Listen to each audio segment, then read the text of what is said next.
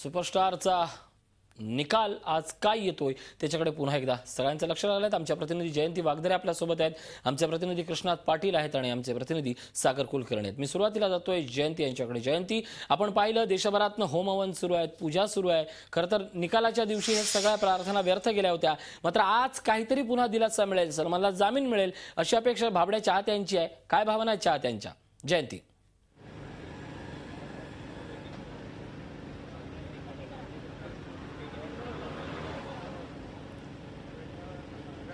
सकाळपासून इथे मीडियाची पाहायला मिळते, त्याचबरोबर चाहत्यांचीही इथे गर्दी आहे। वेगवेगळ्या राज्यातून केवळ सलमान खानला बघायला, त्याच्यासाठी प्रार्थना करायला लोक मुंबईत आलेत, त्याच्या घराबाहेर इथे दिसतात। सकाळपासून हे चाहते इथे आहेत। हळूहळू आता गरमी वाढत चालली आहे, ऊन इथे लागतंय, चटके लागतात, पण तरीही सलमानचे चाहते त्याच्यासाठी प्रार्थना करताना इथे आपल्याला दिसतात। ते काही त्याच्या घरासमोरून हलत नाहीये आणि त्याचबरोबर मीडियाची ही संख्या मोठ्या प्रमाणात इथे पाहायला मिळते। ऋषी, खरंच आज काय होणार याकडे सगळ्यांचं लक्ष लागून आहे आणि चाहते जे आहेत ते सलमानला सपोर्ट करतात। नक्कीच आमचे प्रतिनिधी कृष्णात पाटील आपल्या सोबत आहेत। कृष्णात, हायकोर्टात सलमान केस संदर्भात आता हालचाली सुरू झाल्या आहेत, बहीण दाखल झाली आहे, अलविरा दाखल झाली आहेत, सलमानचे वकील दाखल झाले आहेत, नेमकं काय काय माहिती मिळते? 11 वाजताची हे जी सुनावणी आहे ती सुरुवात झाली असेल। 2 नंबरची केस आहे, 21 नंबरच्या कोर्टामध्ये हे जे जामीन अर्जावर सुनावणी होणार आहे आणि त्या संदर्भातला जे सलमानला जेल की बेल हा प्रश्न जो आहे तो सुटण्याची शक्यता आहे।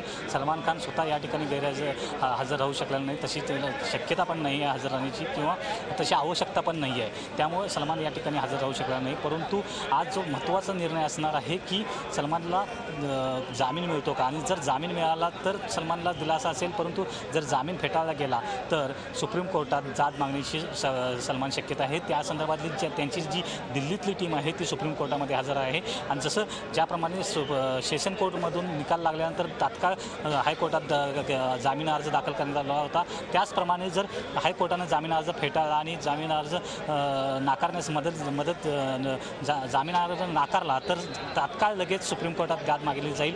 परंतु जे या ठिकाणी सलमानचे जे चाहते आहेत त्यांनी ते प्रार्थना करत आहेत सगळीकडे देशभर, परंतु ऋषी हे लक्षात घेतलं पाहिजे की न्यायव्यवस्था ही कायद्यावर चालते, पुराव्यावर चालते, कुठल्या भावनेवर चालत नाही। ही घटना ज्या पद्धतीने लिहिलेली आहे देशाची त्यानुसार ही न्यायव्यवस्था चालते। त्यामुळे कितीही जरी भावनात्मक आव्हान केलं जात असलं तरी पण जो निर्णय आहे तो जज या ठिकाणी घेतील आणि तो सलमानसाठी बंधनकारक असेल आणि त्यानुसार सलमानची रवानगी जी आहे ती जेलमध्ये केली जाईल। नक्कीच आमचे प्रतिनिधी सागर कुलकर्णी आपल्या सोबत आहेत। सागर, काय सांगाल?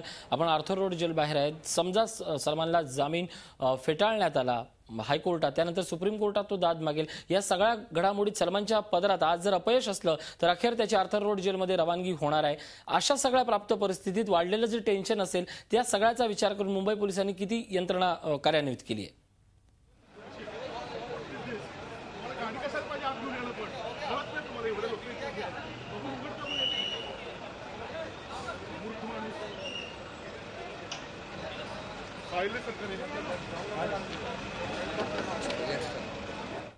अजमल कसाब असेल, अबू सालेम असेल, असे वेगवेगळे गुन्ह्यामध्ये जे आरोपी होते त्यांना ठेवण्यात आलं होतं। पण आता सगळ्यात जास्त चर्चा कदाचित सलमान खान याचा जर बेल नामंजूर झाला, जर बेल नाकारला गेला तर त्याला या जेलमध्ये पाठवण्याची शक्यता अधिक वर्तवली जाते। त्या अनुषंगाने पोलीस बंदोबस्त देखील वाढवण्यात आलेला आहे। तशा काही सूचना अंतर्गत देण्यात आल्याचं समजतंय, पण तुर्तास तरी सगळ्यांचं लक्ष हे कोर्टाकडे आहे। विशेष म्हणजे या ठिकाणी जे आरोपी आहेत त्यांचे नातेवाईक नेहमी भेटायला येतात, त्यांनी देखील आवर्जून विचारपूस माध्यमांना केली जाते की सलमान इथे आणणार आहे का, सलमानला कधी आणणार आहे। यावरून एकूण गोष्ट समजू शकतो आपण की लोकांमध्ये उत्सुकता ही जास्त आहे सलमान इथे आणेल। रस्ता एकतर्फी कदाचित बंद केला जाईल, कारण की सलमानला जर आणलं तर ट्रॅफिक जॅम होण्याची शक्यता नाकारता येत नाहीये, त्याच्यामुळे खबरदारी म्हणून तीही घेतली जाईल।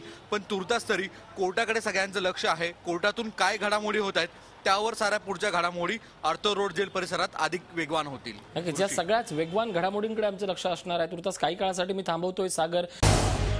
झी 24 तास रहा एक पाऊल पुढे।